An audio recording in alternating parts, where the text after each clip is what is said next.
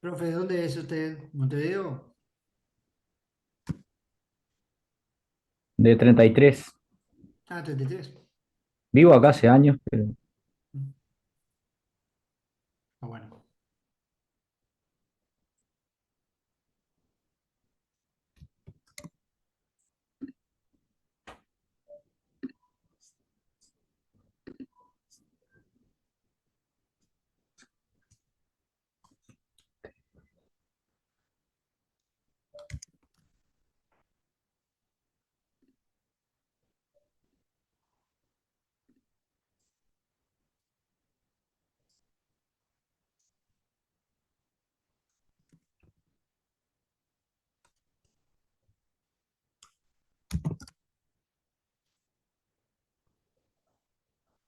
Buen día. buen día.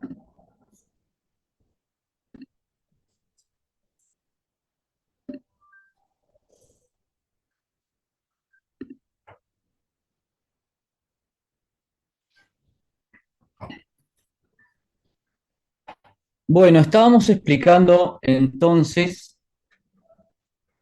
el concepto de daño y arrancábamos desde la raíz de la cuestión que es a través del concepto de derecho mismo y del concepto, no, perdón, de la función del derecho.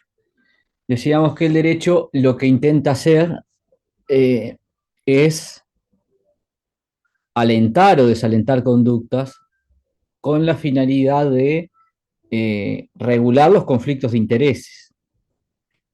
Porque en definitiva, lo que mueve al ser humano es la satisfacción de sus necesidades. Tiene necesidades que tiene que satisfacer y en esa satisfacción de necesidades se generan conflictos de intereses en la sociedad, porque de repente las necesidades de las personas, evidentemente la mayoría son coincidentes, entonces, por ejemplo, cuando un bien es escaso, se produce conflicto de interés respecto a ese bien.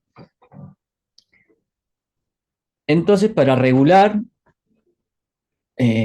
los conflictos de interés, para intentar evitarlos y cuando sucedan resolverlos, el derecho lo hace a través de alentar y desalentar conductas. Entonces, por ejemplo, y ahí poníamos los ejemplos del derecho penal, que son los más fuertes, para proteger la vida, el derecho dice, bueno, vamos a prohibir el homicidio, protege la vida prohibiendo que una persona mate a otra. Para proteger la propiedad, bueno, a lo largo del sistema prevé distintas herramientas, pero por ejemplo en materia penal prohíbe el hurto, en materia de derechos reales reconoce la propiedad y establece los modos de, bueno, adquisición originaria, transmisión de la propiedad, etcétera.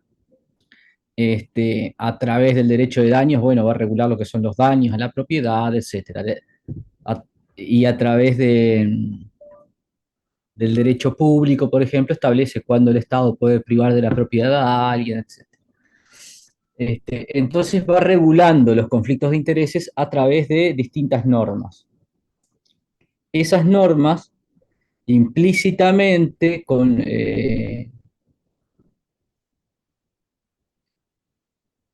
reconocen la existencia de un valor, de un bien que desde que el derecho lo reconoce es un bien jurídico.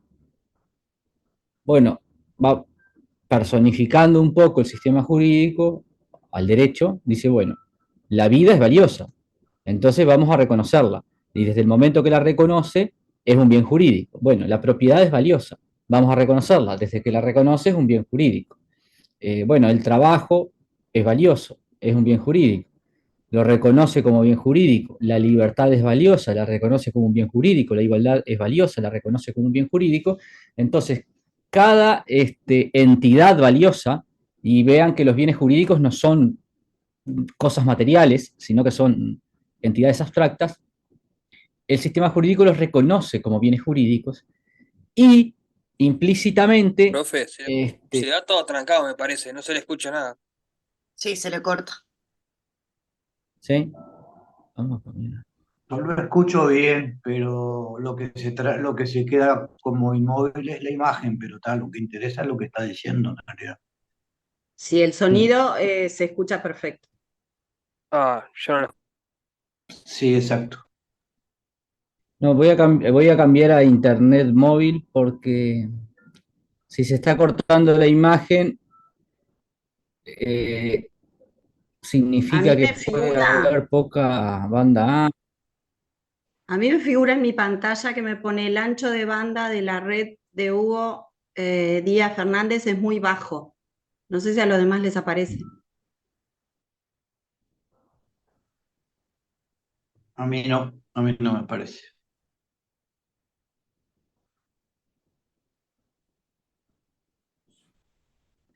Además de la imagen que se veía fea, a mí se me cortaba el audio, no escuchaba, quedaba como congelado y no escuchaba nada. Sí, Nacho, a mí Así que también. también es mi. Bien.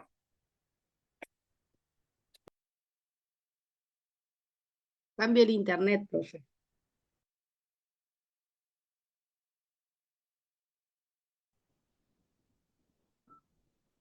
Ahí cambié al celular. Sí, creo que de mañana es más complicado. De tarde no había problemas nunca, pero a ver, vamos a probar así. Ahí, ¿cómo se ve la imagen? Sí, bastante mejor, profe. La Bien, imagen ahora se ve.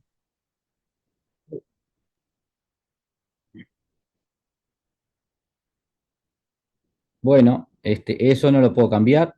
Entonces, el sistema jurídico reconoce bienes jurídicos y sobre esos bienes es que ¿cómo voy a decir? Se genera el interés de la persona en abstracción. O sea, el interés real de la persona es obtener algo. Pero claro, para explicarlo jurídicamente, nosotros decimos, bueno, lo que hace el sistema jurídico es reconocer bienes jurídicos. Y los bienes jurídicos es cualquier objeto de satisfacción de una necesidad humana. Entonces, tengan presente eso, el bien jurídico es cualquier objeto de satisfacción de una necesidad humana que esté reconocido o protegido por el sistema jurídico. Bien, es un referente material o inmaterial de satisfacción de una necesidad humana. Eso es un bien jurídico. Entonces son bienes jurídicos los que el artículo 7 de la Constitución declara: vida, honor, seguridad, trabajo, propiedad, me faltó libertad ahí, y a esos 6 se agregan todos los inherentes a la personalidad humana a través del 72. Esos son bienes jurídicos. Vean que el artículo 7 de la Constitución no dice tiene derecho a la vida, al honor, a la libertad, a la seguridad. No, dice tiene derecho a ser protegidos en el goce de tales y tales bienes jurídicos. Bien, esos son bienes jurídicos. Y sobre esos bienes entonces son objeto de satisfacción de una necesidad. ¿Y qué es el interés? Decíamos. El interés es la posibilidad de satisfacción de esa necesidad a través del bien. Bien, entonces hay una necesidad de la persona respecto a un bien que, como decimos, es cualquier objeto de satisfacción de necesidad reconocido o protegido por el sistema jurídico, y la posibilidad de satisfacción de una necesidad humana, eso es el interés jurídico. Bien, entonces, esto lo graficamos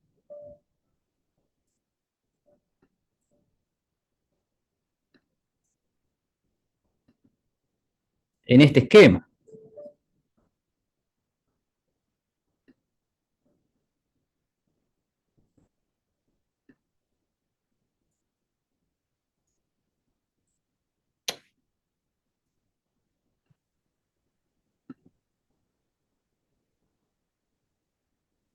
En este esquema ustedes pueden ver el bien jurídico, bien,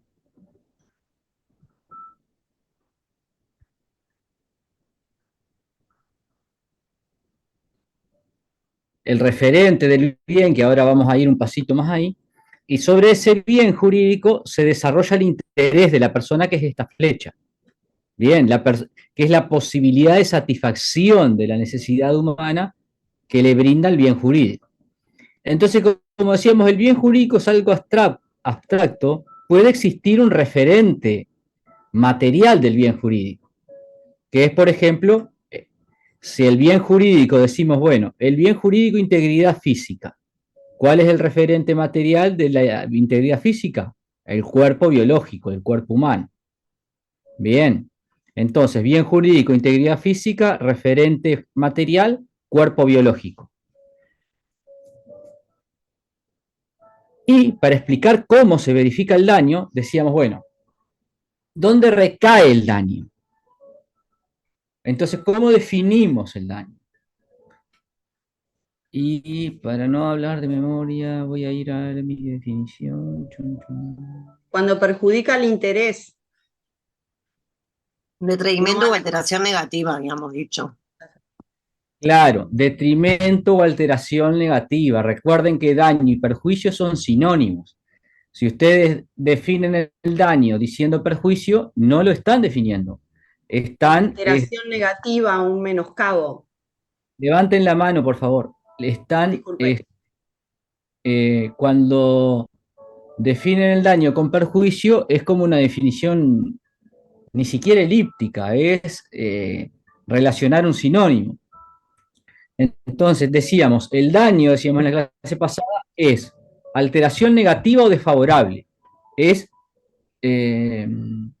Y la constatación, la verificación es comparativa, yo tenía algo que era así y después queda así, o sea, es algo, una comparación negativa con un antes y un después.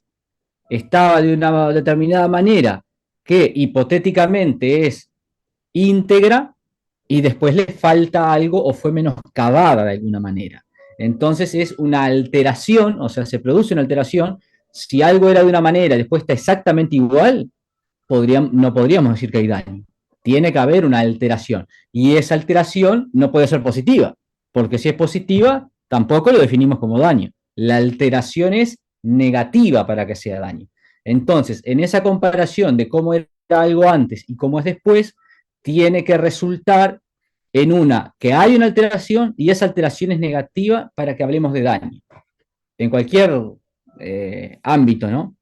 Ahora, cuando hablamos del daño jurídico, ¿sobre qué recae? ¿Dónde se verifica esa alteración negativa? Se verifica sobre el interés. Entonces decíamos, bueno, en un primer momento en el derecho romano se hablaba de daño en la cosa en sí. Después eso cambió a partir de la codificación y se empezó a hablar de daño jurídico como lesión al derecho. Bueno, pero después eso se continuó evolucionando y se empezó a hablar sobre daño al interés. Después se empezó a ir un poquito más profundo y se empezó a distinguir, bueno, está el interés legítimo y el interés simple.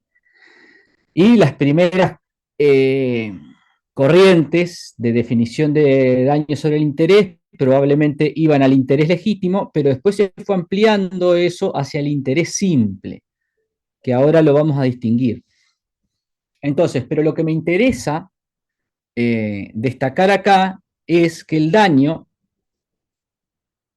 recae sobre el interés en sí, que es, acá esto del interés, la posibilidad de satisfacción, ¿no? Ahora, podría suceder, por ejemplo, en un interés legítimo, que ese interés esté protegido por un derecho subjetivo, pero no necesariamente. Por eso el daño recae sobre el interés. ¿Por qué? Porque no es en el derecho en sí a la propiedad, sino que el daño se verifica sobre la posibilidad de satisfacción que satisface ese bien, que es la propiedad. Cualquier otro bien. Entonces, el daño no es en sí en el derecho a la integridad física, sino en todas las posibilidades de satisfacción que brinda la integridad física. Entonces nosotros decimos, cuando hay un daño, por ejemplo, a la integridad física, vamos a tener el daño material, que es el que recae sobre el cuerpo biológico, bueno, le arrancó una mano, le arrancó el brazo, le quebró las dos piernas, lo dejó discapacitado, bueno, todos los daños a la integridad biológica que se pueden imaginar, eso, de alguna manera, se traduce en un menoscabo al bien jurídico e integridad física. Pero el interés sobre la integridad física no es uno solo. Si hablamos derecho a la integridad física, bueno, es el derecho a la integridad física, pero cuando hablamos interés en la integridad física, estamos hablando de qué? De la posibilidad de satisfacción de necesidades humanas que brinda la integridad física. Ah, ¿y cuáles son? Son una gran infinidad. Entonces ahí vamos a adelantar una de las categorías. Podríamos decir los intereses los podemos dividir en dos grandes universos, como categoría que podría ser interés económico o no económico. Y en la integridad física tenemos intereses no económicos en principio, porque bueno, es la integridad física. ¿Qué le permite? Bueno, me permite vivir, me permite el bienestar, me permite desplazarme. Entonces, esos son todo necesidades que no tienen una valoración económica en principio. Pero de pronto dice, bueno, a mí me permite trabajar, porque mi trabajo requería estar en buenas condiciones físicas, porque era policía o guardia de seguridad o incluso más. Me es imprescindible porque yo soy deportista olímpico. Entonces la integridad física ya no satisface intereses no económicos, también le está satisfaciendo intereses económicos. O porque, bueno, mire, yo era modelo y a raíz del accidente se me desfiguró la cara y ya no puedo obtener la ganancia que tenía como modelo. Yo era jugador de fútbol o era gimnasta olímpico o era jugadora de handball profesional o lo que fuere, y a raíz del hecho dañoso ya no puedo desempeñar esa actividad deportiva que me reportaba ingresos. Entonces, por ejemplo, ahí vean cómo el daño materializado sobre el cuerpo biológico genera una alteración negativa en el bien jurídico e integridad física, pero después los intereses que tiene la persona sobre la integridad física pueden ser muy variados. Entonces el daño se verifica ahí, en cada uno de esos intereses. No es el daño a la integridad física sin más, ni el daño al cuerpo sin más. El daño va a ser ahí, bueno, un daño extrapatrimonial por lesión a la integridad física. ¿Se entiende? Se va a ir especificando el daño. Esto lo vamos a ver, no es necesario que les quede muy claro ahora, porque después vamos a ver las categorías, las distintas categorías de daño, y ahí vamos a profundizar qué es daño económico, qué es daño extraeconómico, qué es lucro cesante, qué es daño emergente, qué es esto, qué es lo otro. Ahora simplemente como para que tengan una idea de por qué tenemos que precisar muy bien el concepto de daño, porque una vez precisado muy bien el concepto de daño, va a tener toda esa nos va a facilitar toda esa otra parte que es la clasificación de los distintos daños. Entonces, esto sí lo tienen que tener claro, está igual en el trabajo que subimos, qué es el bien jurídico, qué es el interés, bien, para poder definir con claridad el daño, con precisión el daño. Entonces, el daño material es el que se produce en las cosas, y el daño jurídico es el que se produce en el interés de la persona respecto al bien jurídico. Y ese interés como posibilidad de satisfacción puede estar reconocido por el sistema jurídico o no, puede que no lo esté. Y el daño entonces va a admitir en la doctrina posturas en los dos tipos de interés. Por ejemplo, Gamarra define el daño como la lesión al interés legítimo. Bien. En cambio, la doctrina moderna, bueno, no tan moderna, ya Peirano, antes que Gamarra, define el daño como el daño al interés simple, sin necesidad de que sea un interés legítimo. Pero claro, ¿qué es el interés legítimo y qué es el interés simple? El interés legítimo, decíamos, es cuando el interés está protegido por el sistema jurídico. No hay duda que cuando la persona tiene un derecho subjetivo, ahí subyacente está el interés legítimo, está el interés. Entonces, como hay un derecho subjetivo protegiendo ese interés, decimos, bueno, es un interés legítimo, está protegido.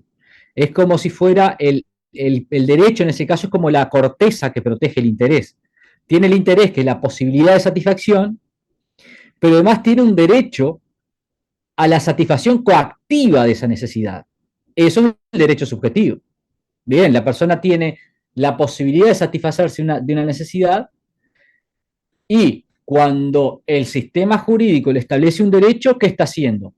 Le está dando la posibilidad de proteger coactivamente ese interés, o sea, de satisfacer coactivamente la necesidad de la persona. Entonces él tiene una necesidad económica y vende su apartamento, su casa o su auto. Y el comprador dice, bueno, te voy a pagar el precio el 30 de agosto. Bueno, si el 30 de agosto no le paga el precio que le va a satisfacer la necesidad económica que tiene la persona, bueno, él como acreedor tiene el derecho que es de ejecutar al deudor. ¿Y eso qué significa? Que tiene la posibilidad de satisfacer coactivamente el interés económico que tiene. El interés simple es el interés que no está protegido, pero que tampoco es rechazado por el sistema. Entonces, no está protegido ni está prohibido. Recuerden que las tres modalidades deónticas básicas en las normas prescriptivas son obligatorio, permitido, prohibido. Bueno, el interés simple, podríamos decir, bueno, es un interés que no está prohibido, ni está protegido. Entonces podríamos decir que entra en la categoría de lo permitido, porque como dice el artículo 10 de la Constitución, lo que no está prohibido está permitido. Entonces, el interés simple no está protegido por el sistema jurídico, pero tampoco está prohibido. Y ese es la entidad que nosotros entendemos sobre la que recae el daño. Tanto que ya era sostenida por Peirano Facio y que en la actualidad creo que sostienen casi todos los autores.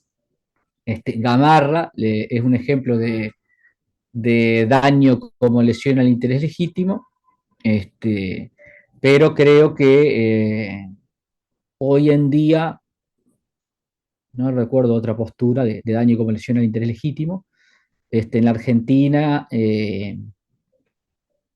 por ejemplo, que eso lo vamos a ver, Alterini y Amián López Cabana definen el daño como lesión al derecho subjetivo, pero cuando analizan la legitimación, dice, bueno, legitimado es el titular del interés simple.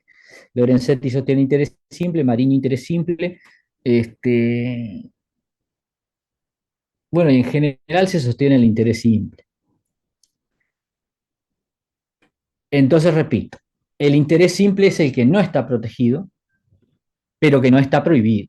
Si el interés está prohibido, ahí diríamos no se verifica daño jurídico. Por ejemplo, una persona tiene una boca de venta de estupefacientes. Bien, vende estupefacientes. Tiene un interés económico en ello, ¿no? Vive de eso, la persona vive de eso. Vende estupefacientes, genera sus ingresos y con eso satisface sus necesidades económicas. Y las de su familia. Y las de su familia descendiente y las de sus hermanos y todo, porque el tipo es medio el jefe del clan prácticamente. Bueno, tras una operativa policial, bueno, allanan, desmantelan todo, el tipo. Y no, y supongan que, no sé, puede determinar el tipo privado de libertad o no, porque no, pero el hecho es que, el hecho concreto es, se desmantela la boca de venta de estupefacientes. Hay un daño. El tipo tenía una actividad que le generaba ingresos. Luego de ese hecho, la persona se ve privada o limitada de la posibilidad de satisfacción de la necesidad humana que le generaba esa actividad. Entonces, en términos fácticos hay un daño, pero claro, no es un interés simple, tampoco un interés legítimo, es un interés prohibido. Entonces, la persona, si fuera un interés simple, por ejemplo, podría ir y demandar al Ministerio del Interior porque la privó de su ingreso económico. ¿Se entiende? Ahora, como es un interés prohibido, no se verifica daño jurídico.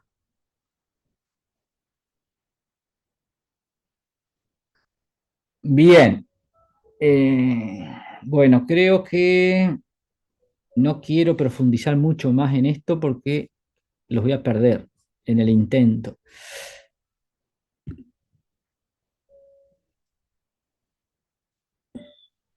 Perdón, me había olvidado de bajar la pantalla. ¿Eso no es lucro cesante, profe? Cuando deja de percibir el, el, el interés de la persona.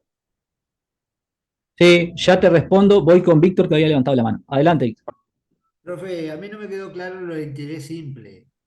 ¿Lo podría explicarlo nuevamente brevemente con algún ejemplo? Sí, sí, gracias.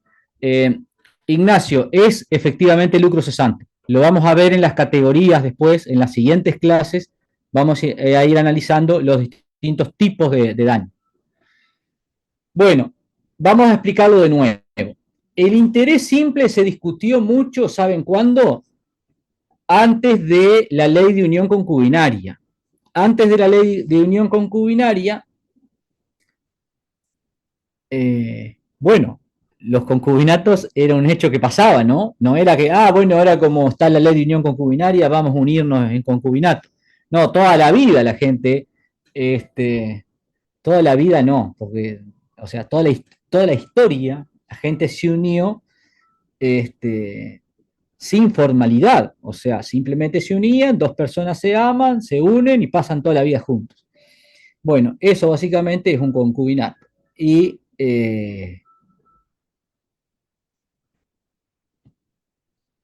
¿qué pasaba? Dos personas se unían en una unión de hecho, o sea, no unión de hecho me refiero a que no era un matrimonio, y lo interesante de la unión de hecho es justamente que no está regulada por el derecho, no estaba regulada por el derecho hasta la unión concubinaria. Entonces, antes de la unión concubinaria, realmente eran uniones de hecho porque no estaban reguladas por el derecho. Entonces, ¿qué pasaba? Bueno, se unían y, como todos saben, en un matrimonio, bueno, se genera, como todos saben, no tienen por qué saberlo. O sea, en un matrimonio lo que pasa es que el derecho presume de alguna manera que existe una sociedad de bienes y la establece jurídicamente.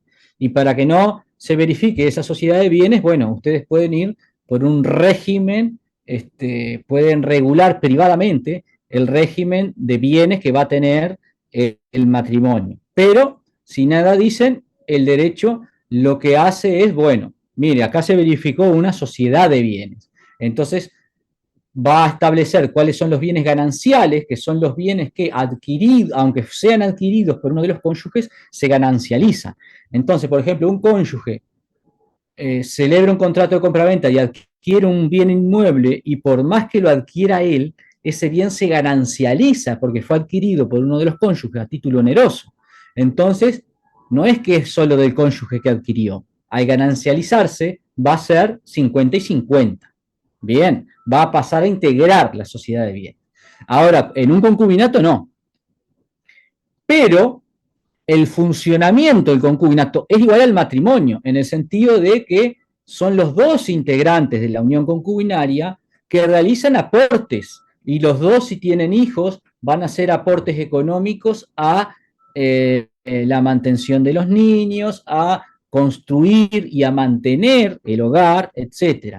Y cuando me refiero a lo que los dos van a hacer aporte económico, no necesariamente quiere decir que los dos trabajen en actividades lucrativas y perciban ingresos económicos dinerarios. El aporte económico también puede estar dado por, y esto era lo que pasaba en muchos de los casos analizados por la jurisprudencia de la unión concubinaria, puede estar dado porque, o sea, no piensen que la sociedad actual fue la sociedad de siempre, ¿no?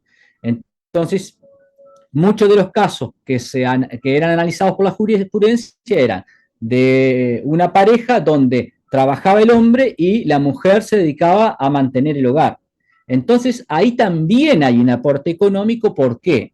Porque en la jurisprudencia, la jurisprudencia, quiero decir, lo explicaba de esta manera. Decía, bueno, el aporte que hacía la mujer a las, no quiero decir sociedad para que no quede como que es algo jurídico, sino a esa Familia, la tarea de la no casa. se me ocurre un sustantivo, porque familia. realmente es claro, es una familia, pero realmente es una sociedad donde los dos son como un equipo donde uno se encarga de la casa, el otro trabaja afuera y trae el ingreso económico. Pero claro, la contribución que hacía la mujer al equipo era, bueno, yo acá me encargo de la casa. Y el hombre que salía a trabajar podía estar tranquilo de que la casa iba a estar a cargo de ella y que el cuidado de los hijos iba a estar a cargo de ella, etcétera. Si no estuviera ella, probablemente el hombre no podía salir a trabajar con esa libertad que lo hacía. Entonces ahí la jurisprudencia hacía, y esto lo hablo en términos de equipo porque es didáctico. Había un equipo donde los dos contribuían. No era que solo él traía el dinero a la casa y listo. O sea, había toda una contribución de la mujer en ese equipo que le permitía a él salir y trabajar 8 horas afuera. Entonces ahí lo que se generaba era que cuando se dividían, imagínense, esto no era un casamiento, no estaban unidos por matrimonio, no era que se ganancializaba el bien. Él compraba la casa a nombre de él porque era el hombre de la casa. Entonces compraba la casa de él y cuando se separaban la mujer quedaba sin nada. Entonces, lo que analizaba la jurisprudencia en esos casos era el aporte que hacía la mujer indirecto a la compra de esa casa. Bien, ella no trabajaba y percibía ingresos, pero había toda una contribución que hacía que era valuable en términos económicos. Pero claro, ¿eso estaba protegido por el sistema jurídico? No había ley de unión concubinaria, no estaba en el matrimonio, por eso era una unión de hecho. No había interés legítimo. Bien, entonces, si no había interés legítimo y nosotros definiéramos el daño como la lesión al interés legítimo, esta mujer que contribuyó a todo el funcionamiento de la unión de hecho, quedaba en la calle. ¿Se entiende? Y ahí fue cuando se debatió mucho el concepto de daño. Bueno, pero si yo sostengo que el daño es la lesión al interés legítimo, este reclamo no lo puedo atender. Y la mujer que está presentando un reclamo justo porque es como no sé, rompe los ojos de que es justo, no la iba a poder amparar. Entonces ahí es que comienza a defenderse con más fuerza el daño como lesión al interés que no está protegido por el sistema jurídico, no es un interés legítimo, pero no está prohibido. Es un interés simple, un interés de hecho. Lo mismo sucede, por ejemplo, el caso de una persona que, bueno, se enamora de una mujer que ya tiene un hijo. Bueno, se unen y yo no sé, cuando se enamoraron, pónganle, por ponerle algo, él tenía 5 años, etcétera. Bueno, y él lo mantuvo toda la vida como si fuera su propio hijo, porque eh, el chico no estaba reconocido por el padre, llevaba el apellido de la madre, no se sabía quién era el padre, o no importa quién era el padre biológico, y ahí cuando vamos a poner como hipótesis que a los 13, 14 años de la edad de este chico, bueno, después tienen otros hijos también, pero a los 13, 14 años de la edad de este chico, eh, el padre de criación, por así decirlo, fallece en un accidente de tránsito. Entonces reclama la esposa, porque después se casaron, este hijo que se le llama muchas veces hijo del corazón, porque no es el hijo biológico, pero bueno, fue el padre que conoció era ese. Reclama y reclama los otros dos hermanos por el lucro cesante. ¿Por qué? Porque a esa edad son beneficiarios de lo que sería la pensión alimenticia. Pero claro, lo primero que le piden cuando usted va a reclamar una pensión alimenticia es la partida de nacimiento, para demostrar que es el hijo. Ah, pero este no es el hijo. No, pero este no es el hijo. Entonces, ¿qué? No tiene un interés legítimo. No tiene interés legítimo eh, en la percepción de alimentos. Si bien hay, y de hecho lo mantuvo hasta que falleció, no hay un interés jurídicamente protegido. Hay un interés de hecho. Bien. Entonces ahí en esos casos, este caso ya es más, ya está más en el borde. El otro en la concubina, sí, hay colecciones de sentencias reconociendo el derecho de la concubina.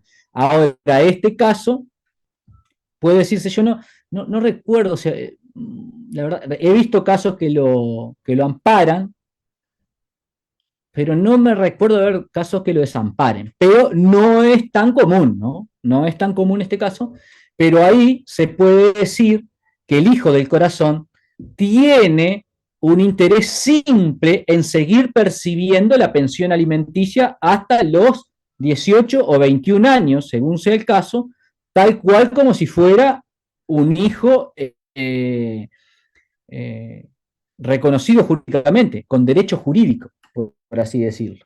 Entonces ahí también hay un derecho, hay un derecho a indemnización por la lesión a un interés simple, no por la lesión a un interés legítimo. No sé si ahí con estos dos ejemplos quedó claro, Víctor. Sí, sí, clarísimo. Sí, sí, perfecto. Gracias, profe.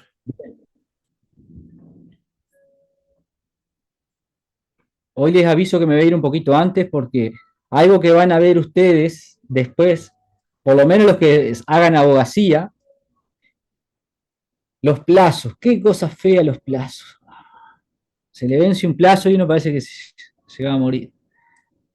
Bueno, y se me vence una demanda, hoy estoy medio sin oxígeno, medio ahogado. Recorrido. Sí, sí. Hasta Bueno, las 6 tiene tiempo, profe. ¿eh? Hasta las 6 tiene tiempo de presentar, profe. Hay un ratito hoy. Sí, pero no, he llegado a presentar medio en la línea, pero no es lo más aconsejable. Bueno, voy a ver el esquema, daño por rebote, daño reserva. Bueno,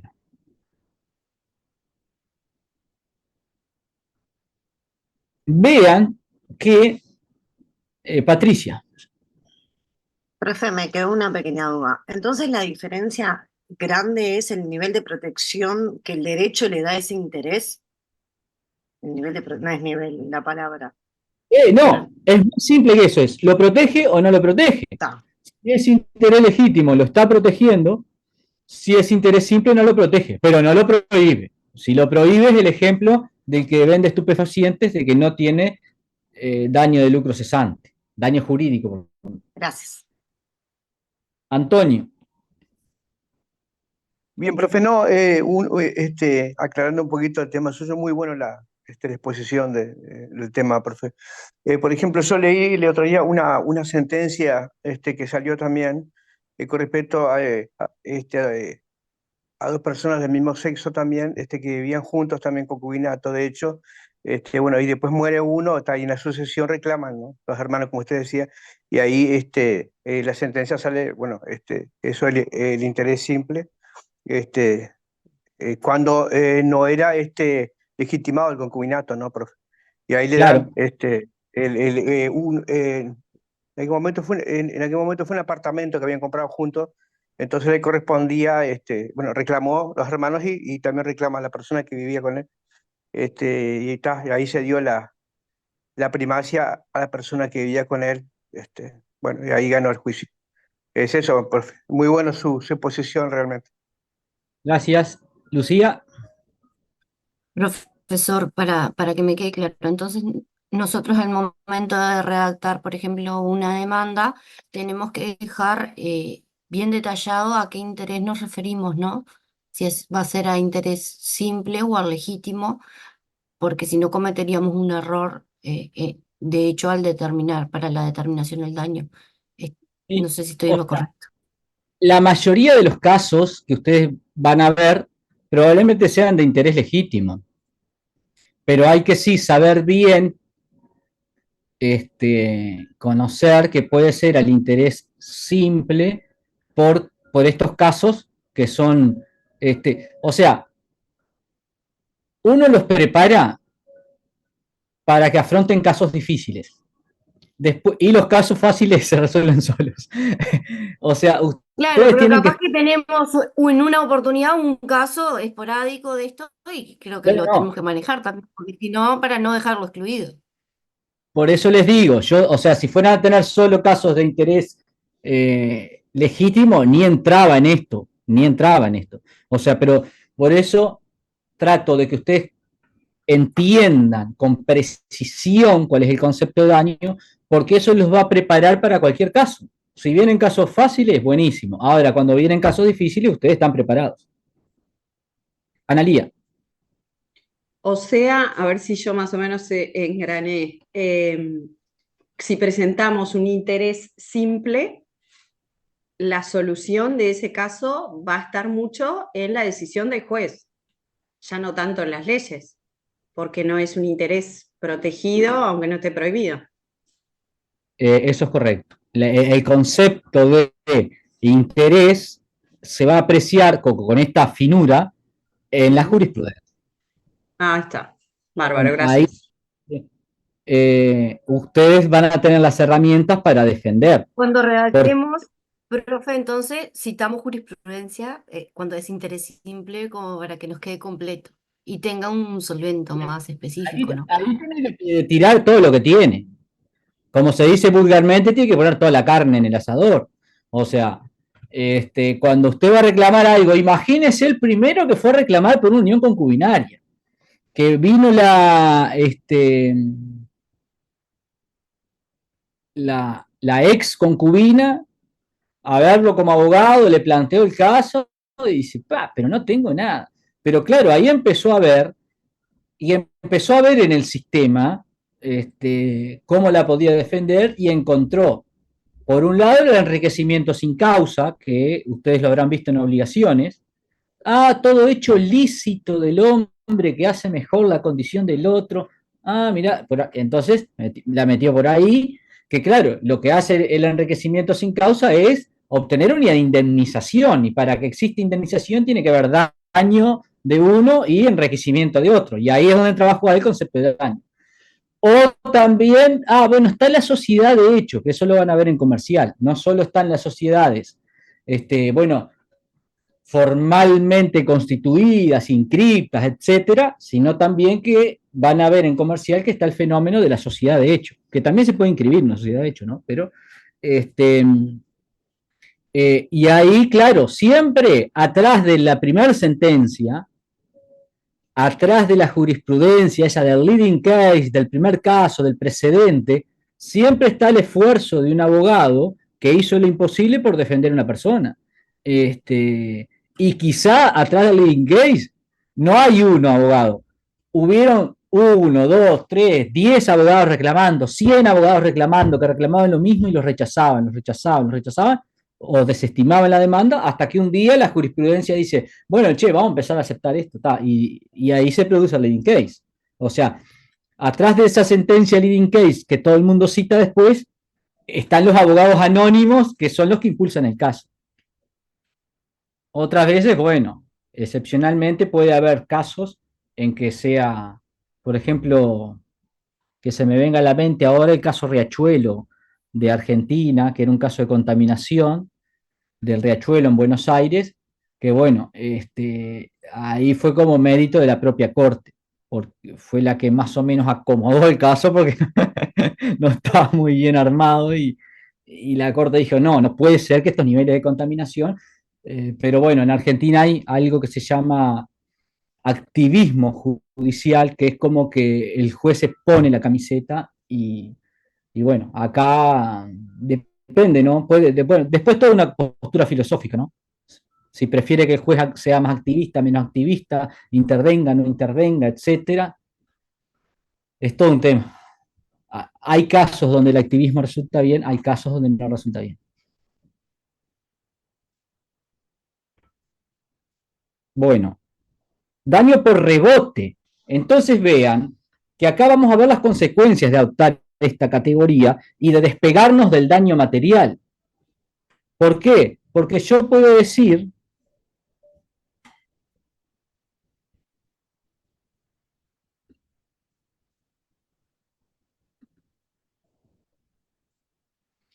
que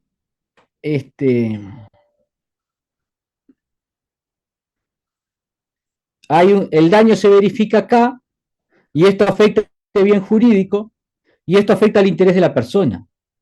Pero puede pasar que el daño se verifique acá, en el referente material del bien, y eso no afecte a esta persona, sino que afecte a otra. ¿Qué se les ocurre? ¿Algún ejemplo? Donde haya daño a la integridad física de una persona, pero afecte a otra. Hola. Ignacio. ¿Puede ser la venta de un inmueble que no sea de esa persona? Que vende por ejemplo, alguien se fue de viaje, le vendieron la casa y eso le afecta a la persona y al que vendieron, y al que le vendieron el bien. Sí, pero ahí es directo, ahí no es por rebote, ahí es directo.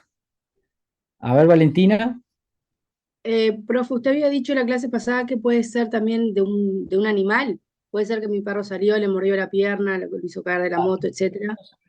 Eso es cuando puede responder, no es el daño, no es el daño. Imagínense, cuando a ustedes la lesión los afecta la lesión a la integridad física de otra persona.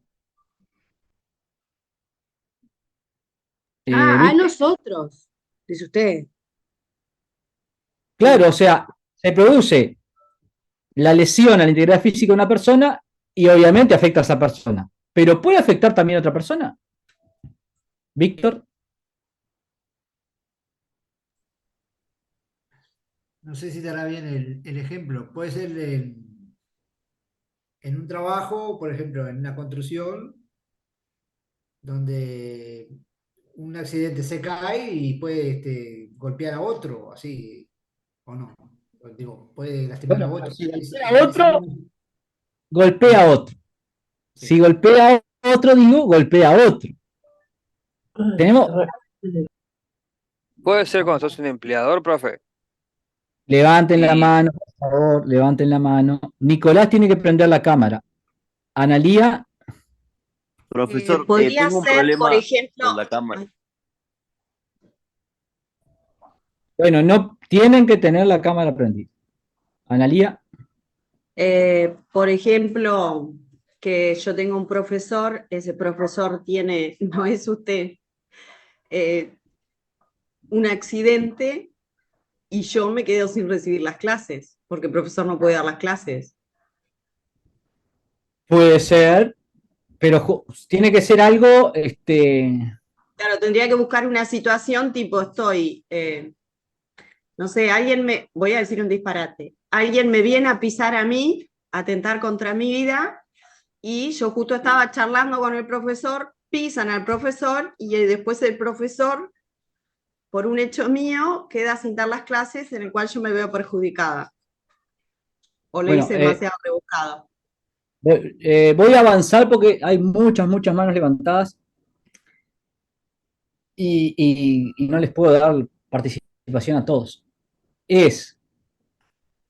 A ver, los que son padres, los que son hermanos, los que son...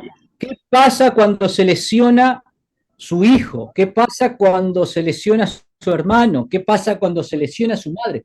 ¿Qué pasa cuando fallece su madre? Una muerte, claro, una muerte. Hay un O sea, perjuicio, pero son lesiones a la integridad física de otra persona que nos afecta a nosotros. Entonces vean cómo el interés no solo se produce. ¿Acá yo estoy compartiendo pantalla o no? Sí. Sí, profe, está compartiendo. Sí, En profe. el cuadro de hoy.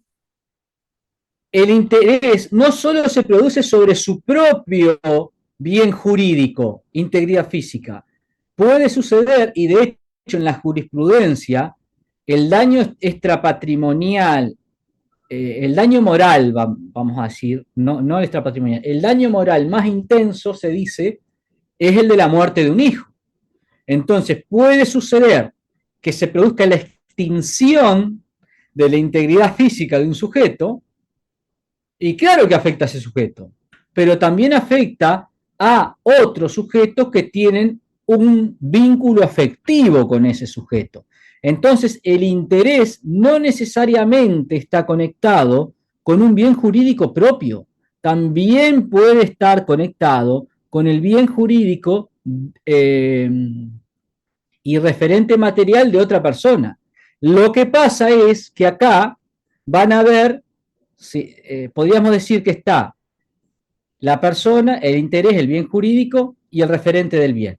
Y después acá se abriría otro bien jurídico que es la integridad psicofísica de esa otra persona. Entonces, la lesión o la extinción del cuerpo biológico de un sujeto no solo le va a alterar negativamente la integridad psicofísica de un sujeto, sino la integridad psicofísica de otro. O sea, en este caso, no va a alterar la integridad física en sí, del que sufre el daño por rebote, pero sí la integridad psíquica. Estaba en un estado de cierta integridad, y cuando fallece el hijo, fallece el hermano, fallece la madre, eso se altera negativamente, entra en un estado de angustia, dolor, sufrimiento. Y eso es daño. Entonces, el interés no necesariamente va a estar relacionado directamente con la persona titular del bien jurídico. También puede haber interés lesionado cuando se produce la alteración, cuando el daño material se produce en otro sujeto. Entonces ahí se llama daño por rebote. Bien, es un daño que materialmente se produce en un sujeto y que jurídicamente se va a producir en ese mismo sujeto, pero también en otros sujetos.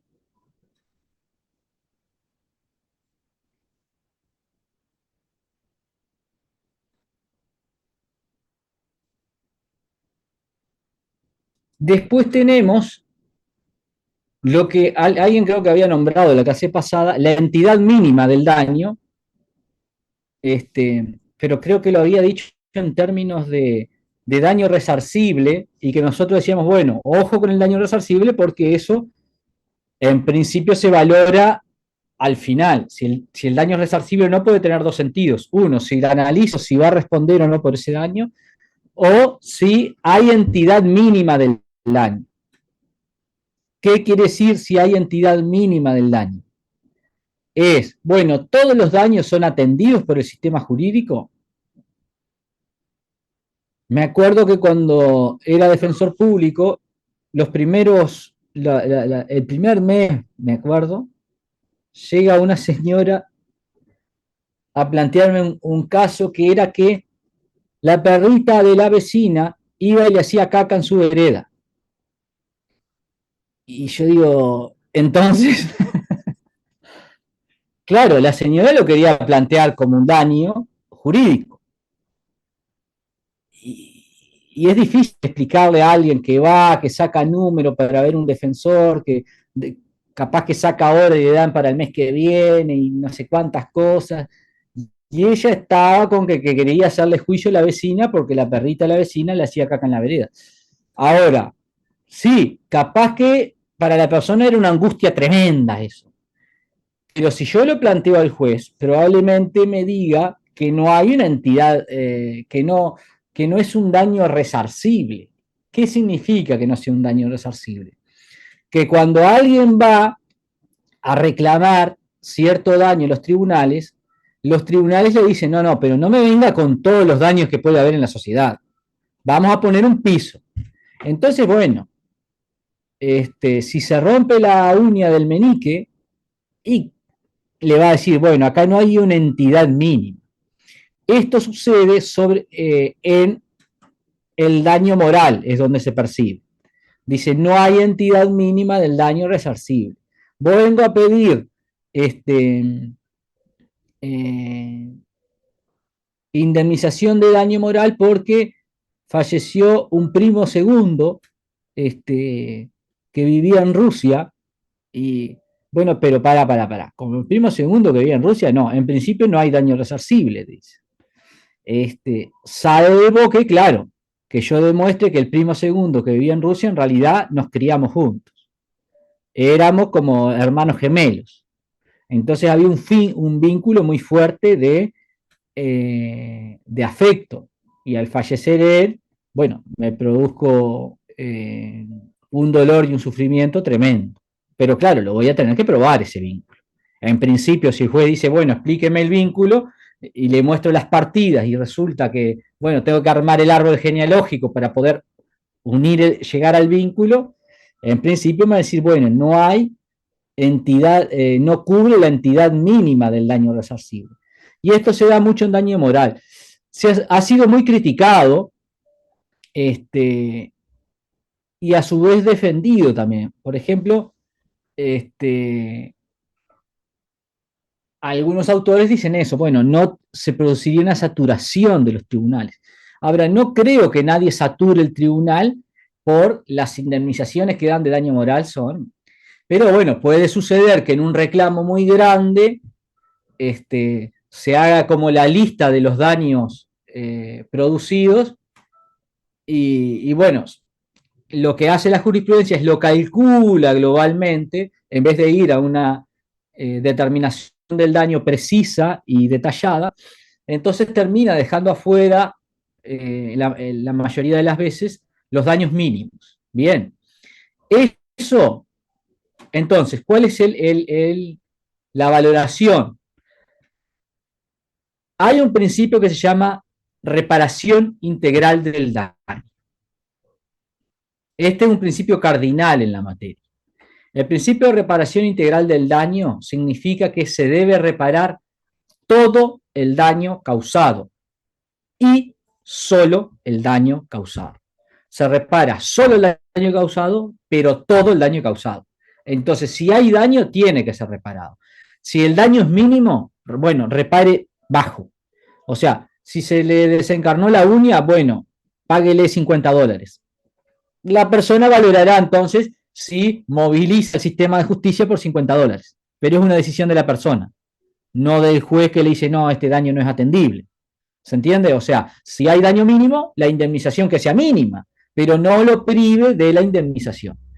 Entonces, esto es como para ponerles el tema sobre la mesa y decirles que posiblemente cuando vayan a reclamar, se van a encontrar muchas veces con jurisprudencia que dice, bueno, este daño no es resarcible porque es daño mínimo y este daño sí. Sobre todo eso se ve en el ejemplo como puse de las líneas de vínculo cuando se reclama el daño moral.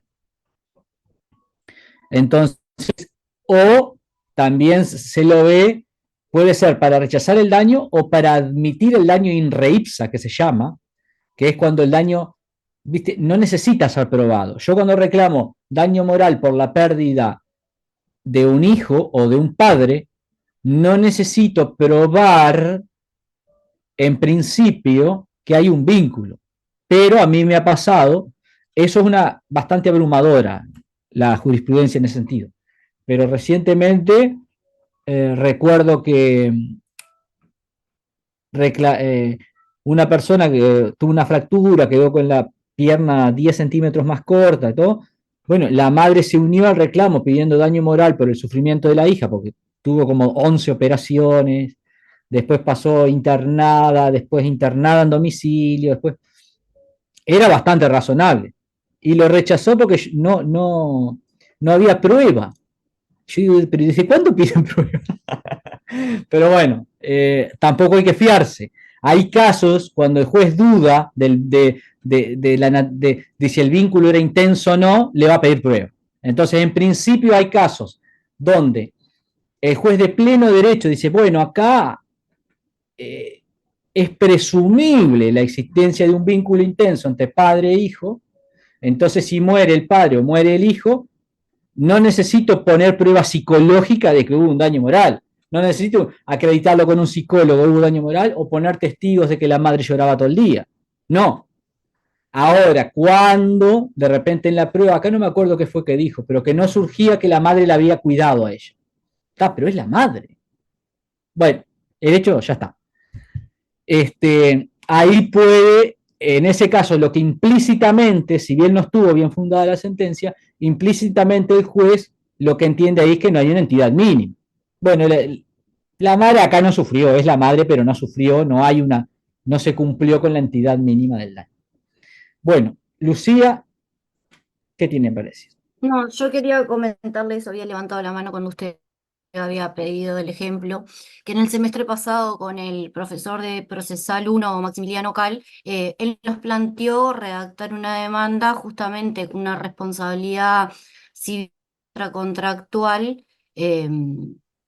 Era una responsabilidad médica, que lo podíamos ver por los dos lados, y bueno, ahí veíamos el daño de los hijos, el daño del esposo que había perdido a la señora, pues era un caso medio trágico, y ahí algunos de los grupos, porque dividió la clase en tres y tuvimos que presentar 3 demandas, fue tratar de llegar a poder probar por todos los medios posibles. En nuestro grupo pedimos hasta pericias para que se constatara. Después el profesor en una charla particular con algunos de nosotros nos explicó que no era tan necesario, pero sí había quedado bueno que en la demanda lo hayamos redactado.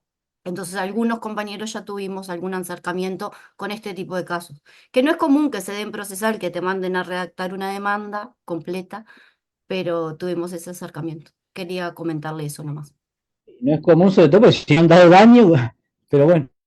No Antonio. habíamos dado sujeto todavía, pero está, fue una tarea bastante compleja, pero estuvo bueno en la práctica porque algunas demandas quedaron muy bien y en algunos que no habían tenido acercamiento a ese mundo, como que ya nos incursionamos en eso. Yo me acuerdo que yo no había leído nada nunca de responsabilidad médica y allá tuve que ir a buscar a Gamarra con responsabilidad médica para ver de qué hablaba, ¿no? Y ahí uno tiene algunos conceptos que va agarrando, pero en hilos, ¿no? Que necesitamos este curso para bajarlo a tierra, evidentemente. Bien, bueno, Antonio, y terminamos. Los que quieran retirarse ya lo pueden hacer. Bueno, profe, con respecto a la convivencia, a veces se pide también, ¿no? Y se valoriza más un hermano que convive, por ejemplo, la madre, que otro hermano que no convive. Convivencia es un tema importante en la demanda de daños. Y también, no, lo que quería decir nomás, profe, lo suyo muy brillante, la exposición, es con respecto a la ecuación económica preexistente. De hecho, cuando hace un reclamo, por ejemplo, que por daños uno quiere restablecer la situación económica anterior de la familia, en caso que vivía un hijo y convivía con la madre y ayudaba económicamente a la madre, a la familia en sí, y se muere, hay una pérdida económica importante, y en sí dice la doctrina, profe, por ejemplo, que el dinero no te da la felicidad, pero sí te da un placer inmediato, y quiere decir que, bueno, que por lo menos la justicia, en caso de los jueces, le dan esa posibilidad económica persistente anteriormente a la muerte, ¿no? Del hijo, el hermano, el padre. Gracias, profe. Bueno, sí, eso lo vamos a ver después. Vamos a ver bien las categorías de daño económico y lo vamos a ir profundizando. Bueno, gracias a ustedes. Seguimos con las categorías de daños Vamos a entrar en daño patrimonial y extrapatrimonial, daño emergente, lucro cesante, pérdida de chance, y daño extrapatrimonial, daño moral y daño a la vida de relación. Profe, espere. Eso está en el PDF que estuvimos leyendo. ¿Agregamos alguna otra lectura más? Tomo 19. Profe, Bárbaro. ¿cómo dijo que se llamaba el principio de reparación integral del daño? Se llama así, principio de reparación integral del daño. Ah, como dijo que era un principio, no sé qué, capaz que tenía otro nombre. No, principio de reparación integral del daño. Gamarra, tomo Profe, 19. Mariño, tratado, tomo 1. usted dijo que iba a poner la fecha de las parciales y parece que no